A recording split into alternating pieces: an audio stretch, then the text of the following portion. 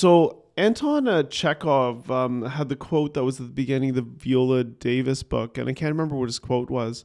And when my dad listened to the podcast, I always appreciated it because he doesn't always give feedback when he does. It's always helpful. He's like, couldn't you have Googled who he was, or couldn't you have looked at Wikipedia for who he was?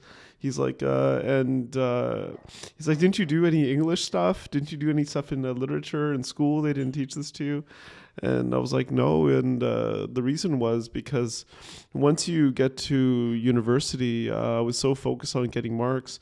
Every time I would take some kind of a writing or a literature course, I'd have to when they would say that 70 was a good mark, I was like, okay, I've got to leave this class. I need those bird courses, or the ones where it's multiple choice, where there's a right and wrong answer.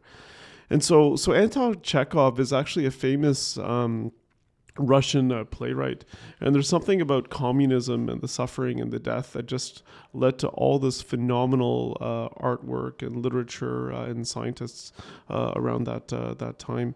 And he was a physician by training, but he describes physician medicine as his work and literally work as his mistress. And he was really famous for his short stories. And he had this very thing where he doesn't think you should include things in stories unless they're absolutely needed or absolutely relevant. If you have a gun that's hanging on the wall in the first scene, it should be fired by the end of it. He's best known for his short story, The Lady and the Dog. And there was also another one called The Proposal. And I think the reason my dad knew it, and he'd also read multiple Hindi translations of his work, is that it's part of the core curriculum, I think in the 10th standard in India, where they all have to go through that book in detail. And they were so interesting books. And he just leaves you with this uncomfortable, unsettling feeling as you're going through it. And luckily with YouTube, they have these LibriVox recordings that have all these books on audiobook, right? Because as I was telling JP, I don't read as much anymore, but I love the audiobooks. And so I went through a couple of them. But the one that's most relevant for addiction is one called The Beggar. And I'll just summarize it because I think it highlights two very different viewpoints on what the paths to wellness are. And so in The Beggar, it's a story about this guy who's successful and well off, and he has someone who looks like they've been drinking, and they come in asking for money. And he's like, why don't you get a job? Or something along those lines. I mean, Chekhov's a much better writer than I'm a speaker. And so he's like, why don't you get a job?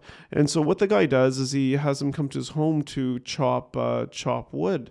And he can tell right away that the guy's a little bit drunk. He's like sort of tremorless, maybe some signs of DTs or things like that. I'm not sure, but it's just clearly that he wasn't capable of it. And and there was this maid that worked for him as well, who was a bit upset and gruff and scuff about it, but she was there as well in the story. And so the guy came and he struggled, but then he chopped the wood, and then he gave him another task. He chopped this wood, and then he gave him another task. I think he started writing for him and did this underwriting stuff. And there were situations where he would help him move to a house, but the guy didn't know how to help, but then eventually he would. And then finally, this person gave the beggar a job reference to be an underwriter. And 2 years later, what happened was he saw him in the line, and they're both in line to get tickets for this very expensive play that was in town. And he's like, "Oh, you've made it! This is so great! Thank you so much for making it." And then what happens at the end, he says, "Yes, no, thank you for all your help, but really it was your maid that helped me." And he's like, "What do you mean it was my maid that helped you?" And he said, "Well, your maid, I couldn't cut the wood, but I would come there every week, and I would sit there, and then she would chop the wood for me, and then she would help me clean the place, and she'd help me. All the tasks are what she would do." And something happened when I saw how much compassion that this stranger had for me. And all of a sudden, I just it motivated me to make that change. And so it's a very short story, and I think it's very interesting. It's definitely worth going through, and it's worth going through and just trying to follow what the experiences that the the author puts you through. It's so clear that he understands humans and human nature so well in the way that he's describing what they're doing. You get a feel for what their character is like, and it's a perfect contrast of that whole toughen up, you can do it, get a job, change your life, all that stuff, versus the value of compassion and love and care and helping people do things that they're not able to do. And I believe there's a time and place for both, and maybe it's because in the communist regime or wherever he was growing up with Chekhov, it was all about picking yourself by your bootstraps and working hard and all that kind of stuff. And maybe he just realized there's a subset of people that it wasn't serving. That's why he shared that other lens to it as well.